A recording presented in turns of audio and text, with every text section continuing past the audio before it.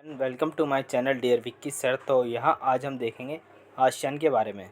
जो आपको नज़र आ रहा है पीछे मैप आसियान, और यहाँ की जो कंट्री है उनके भी फ्लैग आपको नज़र आ रहे हैं। तो आसियान की जो फुल फॉर्म है Association of South East Asian nation. मतलब साउथ ईस्ट के जो भी नेशंस हैं, ठीक है, जो भी कंट्रीज़ हैं उनके बारे में जो सारे मिल के ग्रुप बनाकर रहते हैं उनको बोलते हैं आसियान।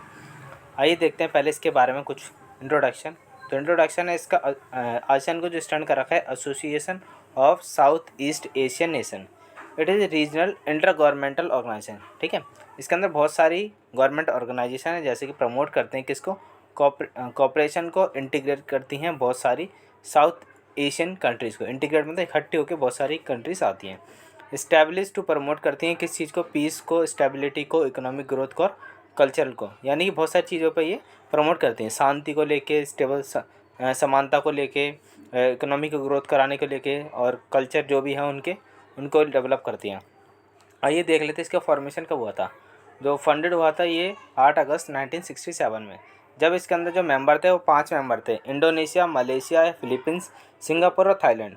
फंडेड जो मतलब कि एक बैंक भी है इसके, ठीक है, मतलब फंड वगैरह करते हैं, पैसा इकट्ठे करते हैं। और जो साउथ ईस्ट एशियन जो कंट्री होती हैं जिसके अंदर क्राइसिस वगैरह आ जाती है, कोई भी डेवलपमेंट करना है तो वहाँ से फंड भी ले देते हैं। ठीक है, न्यू डेवलपमेंट बैंक करके इनकी एक है, वहाँ पर ये फंड वगैरह भी देते हैं। और बैंकॉक डिक्लेरेशन के बाद ये बना गया था। करंटली अगर हम कंट्री की बात करें तो इसके अंदर 10 कंट्री हैं, और अभी एक कंट्री और जुड़ी गई है इसमें, इसका नाम है ईस्ट तिमोर। ठीक है, तो 10 कंट्री देख लेते हैं कौन कौन सी थी। 5 तो यही थी, इंडोनेशिया, मलेशिया, फिलीपीन, सिंगापुर और थाईलैंड, जो कि इसकी शुरुआत से ही थी। उसके बाद 1984 में आई थी ब्रूनेई, और 1995 में वियतनाम, लाओस आई थी 1997 में, 1997 में म्यांमार, और कंबोडिया आई थी 1999 में। अब ऑब्जेक्टिव देखें किस चीज़ के ऊपर ये काम करती है। ये एक्सेलरेट करती है इकोनॉमिक्स को, सोशल प्रोग्रेस को और कल्चरल डेवलपमेंट को। प्रमोट भी करती है किसको, रीजनल पीस। ठीक है, रीजनल पीस और स्टेबिलिटी, मतलब क्षेत्रीय शांति होनी चाहिए और स्टेबिलिटी भी मेंटेन करती है। इंकरेज करती है कोलैबोरेट और म्यूचुअल असिस्टेंस, और मेंटेन करती है कोऑपरेटिव इंटरनेशनल ऑर्गेनाइजेशन को, और असिस्ट करती है ट्रेनिंग, रिसर्च और वेरियस छोटे छोटे फील्ड में लेके। मतलब कोई रिसर्च करनी है, कुछ और करना है, कुछ बहुत सारी चीज़ों को लेके वो उसमें क्या करती है, असिस्ट करती है, मतलब आगे बढ़ाती है। इसके अगर और बात देखें तो आसियान सेक्रेटरियन कौन है, इसका जो हेड क्वार्टर है वो जकार्ता इंडोनेशिया के अंदर है, और सेक्रेटरी इसके हैं, अभी इसका नाम अपडेट नहीं हुआ। ठीक है, करंटली अपडेट नहीं हुआ तो कोई नाम नहीं आया यहाँ पे। ठीक है, और रिस्पॉन्सिबल कौन है, बहुत सारी एक्टिविटी होती है उसके में इम्प्लीमेंट करती हैं ये आसियान सेक्रेटरी। और की बॉडी की बात करें तो कौन कौन सी, ASEAN summit high policy making body है, मतलब यहाँ पे कई सारे पॉलिसी बनाती है, और जितने भी साउथ ईस्ट एशियन नेशन होते हैं सब में अप्लाई की जाती है वो। ठीक है, और कोऑर्डिनेट करते हैं ये कम्युनिटी को लेके। 3 पिलर हैं इसके, पहला है political security community, economic community और सोशल कल्चरल कम्युनिटी। ठीक है, ए से हो गया एसोसिएशन। ठीक है, और आसियान चार्टर क्या है, जो साइन हुआ था 2007 के अंदर हुआ था, और इंटू द फोर्स कब हुआ था, 2008 के अंदर। प्रोवाइडेड लीगल और इंस्टीट्यूशनल फ्रेमवर्क है, बनाया गया था एक, और give the ASEAN legal identity of the qualify rules and values, और इसकी एक खुद की एक आइडेंटिटी है। ठीक है, जैसे बहुत सारी ऐसी ऑर्गेनाइजेशन, IMF है, वर्ल्ड बैंक है, गल्फ़ कंट्री की है, बहुत सारी अलग अलग हैं। ठीक है, और मतलब जितनी भी हैं, अफ्रीकन कंट्री की है, अफ्रीकन यूनियन करके भी एक। तो ऐसे ही साउथ ईस्ट एशियन नेशन ने बनाई है अपनी। ठीक है, इसका खुद का एक वर्चस्व है। इकोनॉमिक की अगर बात करें तो इसके इकोनॉमिक बना रखी है आसियान फ्री ट्रेड एरिया बनाए रखा है। जो अगर ये ट्रेड करते हैं, ये जितने भी साउथ ईस्ट एशियन कंट्री है तो ट्रेड करती हैं, ये फ्री ट्रेड होता है, इनके बीच में कोई टैक्स वगैरह नहीं लगता। ठीक है, इकोनॉमिक कम्युनिटी रहती है इनकी। और आसियान प्लस 3 देश और हैं। ठीक है, कौन है, चाइना, जापान और साउथ कोरिया। आसियान प्लस 3 होते हैं। रीजनल कॉम्प्रिहेंसिव इनके बीच में पार्टनरशिप रहती है।